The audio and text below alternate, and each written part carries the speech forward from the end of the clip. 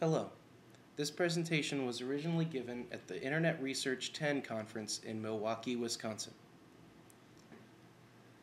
My presentation will be on a crowdsourcing platform known as Mechanical Turk.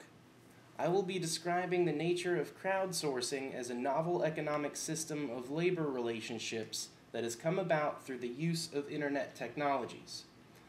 Also, I will be looking at how a sense of alienation arises in many ways from the specific implementation of crowdsourcing developed by Amazon.com in 2005. From that alienation arises the subversion of the economic system on the part of the user through alternate internet technologies. First, I'm going to describe what crowdsourcing is.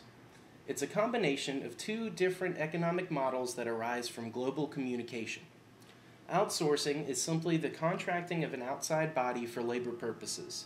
A requesting body, for example Dell, looks outside not only of its corporation but outside of the nation itself to India in order to provide a laboring body of telephone customer service representatives. Open source development is very different. There is no clear division between the employer and the laborer. Often they switch roles and perform work individually. Someone who requests labor often partakes in that labor him or herself or labors in other labor activities. The goals are shared goals, and the collaborative nature of their labor often allows for a great amount of work to be done very efficiently. This can be seen in the development of the Linux operating system, which occurred globally, with many individuals working on tasks that they themselves requested and collaborating with groups that volunteer their software programming services. Crowdsourcing combines the open quality of labor being performed by a body of laborers which are not typically hired or employed officially. The work that they do is voluntarily taken on, and though they are compensated, they remain outside the space of the corporation or organization requesting the labor. A requesting body solicits the general public for the performance of tasks and relies upon them to perform labor individually for the goals of the requesting body. Amazon's place in this economic model is as a provider of the platform for crowdsourcing. What they've done is create the infrastructure for mediating the crowdsourced labor. The name of this system is Mechanical Turk. The mediation of labor takes place on two fronts. The requesting body pays Amazon to host what are known as HITs, human intelligence tasks. Those will be described in detail a little later on. Mechanical Turk then provides the opportunity for those hits to be performed. The general public can visit mturk.com, create an account, answer hits, and be compensated per hit. The money they make can then be transferred to a bank account or spent directly at Amazon.com. In effect, the requesting body outsources its labor to Amazon, who outsources it further to the general public for completion. These hits signify work that cannot yet be done by a machine. The primary goal of Mechanical Turk is to provide what they call artificial intelligence.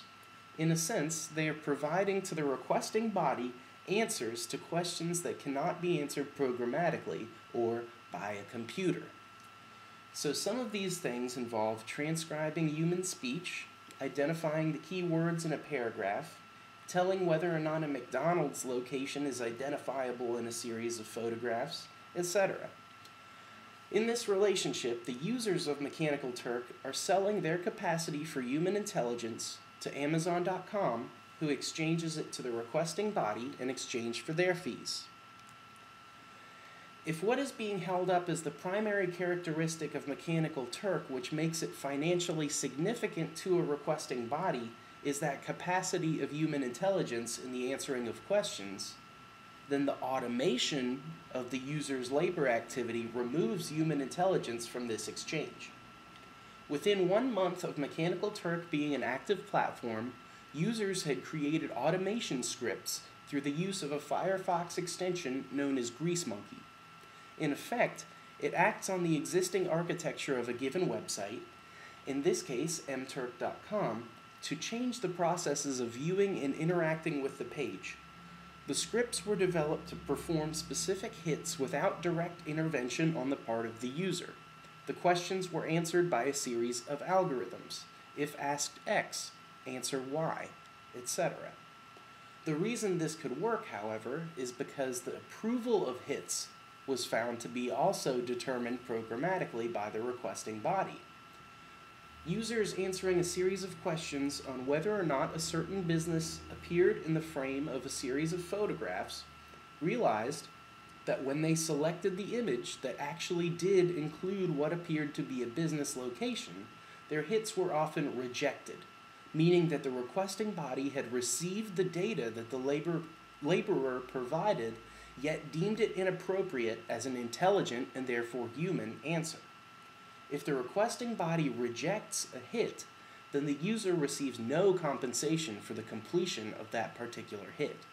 What users realized was that answering none of the above each time guaranteed positive compensation for this type of hit. So, in short, the automation of the approval process on the part of the requesting body enabled the automation of the labor process on the part of the end user. Now, while this practice is not necessarily fair on either end, users would perhaps not have even realized that the scripting of simulated human intelligence was possible had it not been for the development of discourse taking place outside the space of the mechanical Turk, such as the Turker Nation message board where scripts could be shared, methods and techniques discussed, and general means of making the process of being compensated for hits much more efficient. This all takes place outside the clearly defined space of the mechanical Turk system. Michel Desserteaux makes note that strategies are defined with the idea of a space, where the notion of what is proper comes from. However, acting outside of this space is where tactics can be generated. Within mturk.com, the individual laborers are alienated from one another. There is no capacity to collaborate on hits, generate any kind of discussion, or communicate data to one another in any capacity. So they were forced, in some way, to talk to one another outside of the system, where the rules and constraints of the crowdsourcing platform have little power. Creating in the art of the weak, these hackers, if you can excuse my use of that term as a loose descriptor of tactical programmers, were subverting a system using the very tools that that system involves as well, a sort of bricolage within the web browser and JavaScript.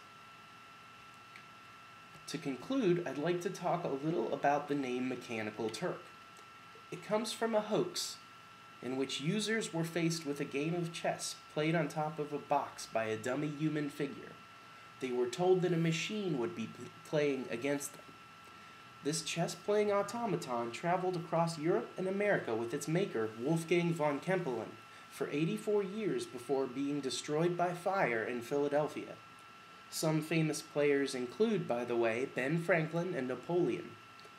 The creation of what was essentially a computational device to play chess in 1770 was an illusion, however, as at all times performing, there was a dwarf hidden inside the box that could play a very strong game of chess. Amazon's use of this reference is presumably because their hits would be desirably performed by a machine. However, the lack of specific technologies requires human intelligence to perform those tasks, thus implying that the laborer takes on the role of the dwarf who simulates a machine, which in turn simulates human activity.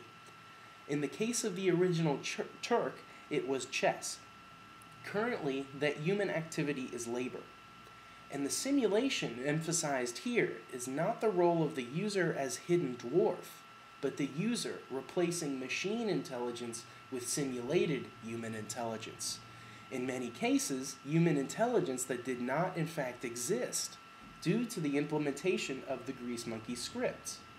In effect, there is a computer script inside of a human box that is disguised as an automaton, reversing the degree of simulacra taking place between the original Turk and the crowdsourcing platform.